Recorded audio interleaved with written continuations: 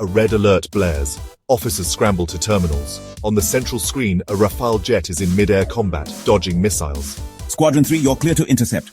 Rafale 9, you have a green corridor. The Rafale 9 streaks across the dark clouds. Inside the cockpit, Wing Commander Aryan scans the skies, heavy breathing in the radio. Control, Rafale 9, locking target, engaging hostile JF-17.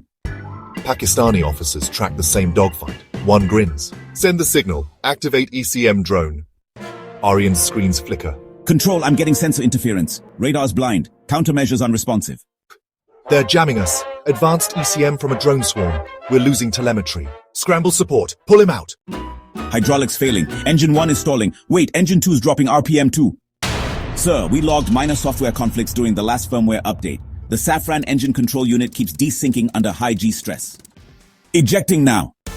The Rafale disappears behind a ridge, a fireball on the horizon. Silence. Commander Rawat, VO. We underestimated their jamming capabilities and pushed a platform that wasn't battle-tested in these conditions. Even the most advanced machines can fail when war becomes digital.